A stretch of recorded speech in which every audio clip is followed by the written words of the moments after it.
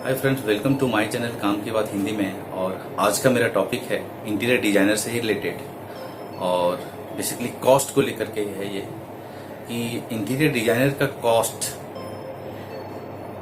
को हम कैसे कम कर सकते हैं। फ्रेंड्स, कि एक ऐसा सर्विस है जो बहुत कम लोग पहले लेते थे, लेकिन आज है सो इसको एक मिडिल क्लास में भी बहुत लोग इस सर्विस को अवेल करने लगे हैं। लेकिन आज का हालात जो है, आज का जो हालात है जहाँ पर हर जगह कॉस्ट कटिंग हो रही है, वैसे में क्या हम लोग इंटीरियर डिजाइन का कॉस्ट भी कर सकते हैं, कॉस्ट कटिंग कर सकते हैं, और अगर कर सकते हैं तो कहाँ तक ये पॉसिबल है।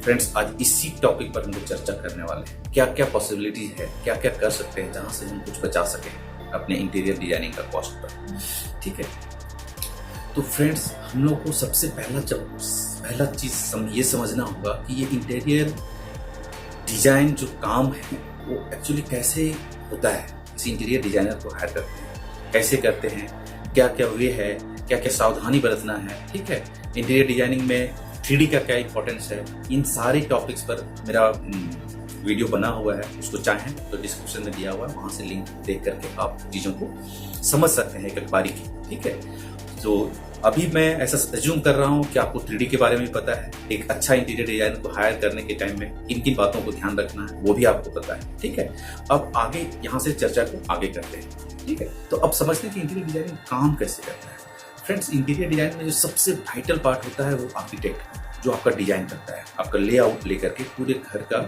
जो आपको एक डिजाइन आपके साथ रखता है, और उस डिजाइन को आप उसके साथ मिल करके फाइनल करते हैं। ठीक है, पहले अगर 3D में आप सारी चीजों को देख लेते हैं तो बहुत सारा अल्टरेशन, बहुत सारा मॉडिफिकेशन आप ऑन पेपर ही कर लेते हैं, या फिर एक्चुअल काम होने से पहले ही आप उन सारी चीजों को क्लियर कर लेते हैं। ठीक है, अब क्या है कि एक ये काम, उसके बाद क्या, ये तो ऑन पेपर हो, जैसे ही बात आता है इम्प्लीमेंटेशन की बात, तो यहाँ पर इन्वॉल्व होता है कारपेंट्री।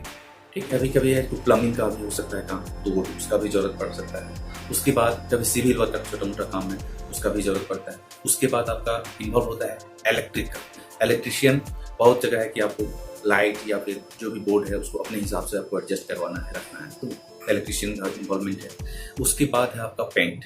लास्ट में जब सारी चीज होता है उसका पेंटिंग का जरूरत पड़ता है। ठीक है, तो ये सारे एसोसिएट हैं जो कि इंटीरियर डिजाइनर का के साथ चलते हैं। ठीक है, तो अब बात आती है कि कॉस्ट कटिंग कैसे करें और कहाँ से करें। फ्रेंड्स, जहाँ तक कॉस्ट कटिंग का बात है, दो तरह से काम होता है इंटीरियर डिजाइन का। एक तो टंकी बेसिस में होता है और एक है आपका कॉन्ट्रैक्ट बेसिस पर होता है। ठीक है, टंकी बेसिस में ये सारी चीजों को टेक केयर इंटीरियर डिजाइनर खुद करता है। वंस आपसे डिजाइन फाइनल कर लेता है कि कैसा आपको चाहिए, उसके बाद सारे कामों को वो अपने हिसाब से वो करते हैं। ठीक है, दूसरा है कॉन्ट्रैक्चुअल बेसिस पर। तो फ्रेंड्स, मैं जो कॉस्ट कटिंग का बात कर रहा हूँ वो दूसरा जो कॉन्ट्रैक्चुअल बेसिस पर आपको करना, कैसे, मैं उस पर चर्चा आगे बढ़ाता हूँ। ठीक है, सबसे पहले आप ये कीजिए कि आप 3D डिजाइन फाइनल करिए। लेआउट फाइनल करने के बाद 3D डिजाइन आप ले लीजिए पूरे घर का। ठीक है, अब दूसरा काम कीजिए, 3D डिजाइन लेने के बाद आप है सो उनसे पर विजिट के हिसाब से चीजों को थोड़ा सा होता है ना वो सुपरवाइज करने के लिए, उसका भी कॉन्ट्रैक्ट एक कर लीजिए। ठीक है,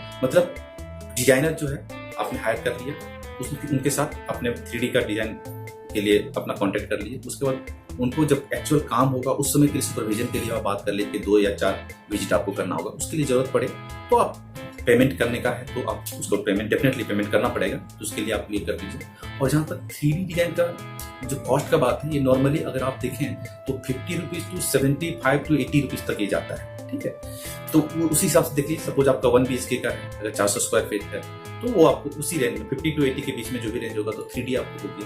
ठीक है, वहां से क्या सारी चीजों को आप देखते हैं। ठीक है, आपको पता है। अब है मेजरमेंट तक आप उनसे लीजिए, जो आपका डिजाइनर वो मेजरमेंट भी दे दिया। अब रह गया कारपेंट्री का, तो कारपेंट्री आदर आप उनसे भी हायर कर सकते हैं या फिर आप बाहर से कारपेंट्री ले लो। ठीक है, उसके बाद वैसे ही पेंटर हुआ।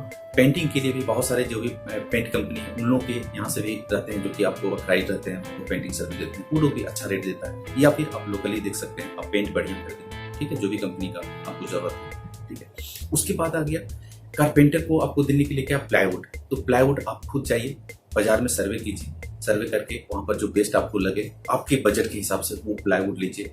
ठीक है। उसको लेमिनेट की जब आता है तो आप डिजाइन से मैच करके जो आपको डिजाइन पसंद है उस हिसाब से जो भी रेंज का 2-3-4 रेंज का मार्केट में आपको अवेलेबल है लेमिनेट्स, उस हिसाब से उन सब चीज़ों को फाइनल कीजिए। वैसे ही क्या है, लाइट्स एंड फिटिंग्स, ठीक है। वैसे आपको अगर फॉल सेलिंग करवाना है तो बहुत सारे सर्विस प्रोवाइडर हैं जो कि वो फॉल सेलिंग का सर्विस देते हैं, आप उनसे डायरेक्ट डील कीजिए, ठीक है।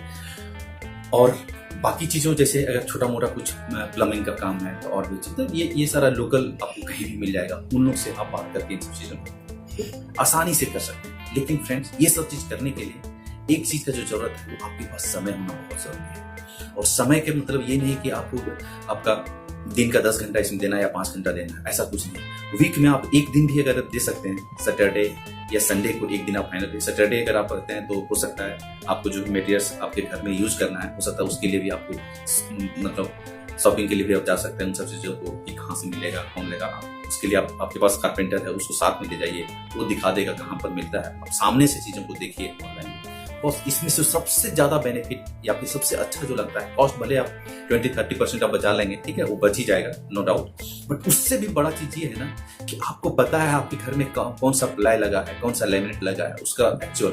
क्योंकि क्या है ना कि एक बार प्लाई के ऊपर लेमिनेट लग जाता है ना, तो अंदर किस कंपनी का प्लाई है, वो 50 रुपए वाले स्क्वायर फीट का है कि 100 रुपए वाले, कोई फर्क नहीं पड़ता है। इसलिए मैं बोल रहा हूँ कि मेरा कहने का मतलब ये है कि कौन सा प्लाई वहां पर जा रहा है वो आपको नहीं पता है। मैं ये नहीं बोल रहा हूँ कि वो आपके इंटीरियर डिजाइनर गलत कर सकते हैं, बट ऐसा हो सकता है ना, ऐसा हो सकता है, ऐसा होता है। और जब आप अपने से चीजों कर रहे हैं, आप देख रहे हैं आपके पास बजट का प्रॉब्लम है, ठीक है ना, या फिर कॉस्ट कटिंग आपका सबसे पहला प्रायोरिटी है, तो ये सब चीज को आपको करना होगा। तो अगर आपके पास थोड़ा समय है हाथ में, ठीक है, मे भी ऐसा हो सकता है कि आपके पास समय नहीं है, तो आपके छोटे भाई हों या फिर आपकी वाइफ हो, अगर वो थोड़ा बहुत टाइम दे सकते हैं इन सब चीजों, तो इजिली से इन सब सारी चीजों कर सकते हैं और आराम से आप ऐसे 30% तो मिनिमम आप सेव कर सकते हैं इसमें, ठीक है। बाकी ऊपर नीचे हो सकता है। जहां तक कारपेंट्री का रेट का बात है, तो आपको मार्केट में ये 350 से लेके 500 के अंदर में आपको कोई भी बढ़िया कारपेंटर आपको मिल जाएंगे, ठीक है। क्योंकि जो भी आप फर्नीचर आप बनाते हैं सारे का एक जैसा रेट होता नहीं है, ठीक है। बेड का कुछ और रेट होगा पर स्क्वायर फीट से जो लोग बनाने का चार्ज करते हैं, ठीक है। आपका वार्डरोब का कुछ और चार्ज रहेगा, ठीक है। तो इन सारी चीजों को लेकर के आप ये कर सकते हैं, ठीक है। तो ये कुछ बातें थी फ्रेंड्स कॉस्ट कटिंग को लेकर के, क्योंकि अभी कॉस्ट कटिंग बहुत बड़ा चैलेंज हो गया है हम लोगों को जब से कोरोना आया है। कहाँ से हम कॉस्ट कटिंग कर सकते हैं, ठीक है। तो अगर आपका पहले ऑलरेडी प्लान है इंटीरियर करना है और उसमें से कुछ बचाना है, तो this is the way. Okay, I hope आपको ये वीडियो पसंद आया होगा। और अगर पसंद आया हो तो लाइक कीजिए, शेयर कीजिए।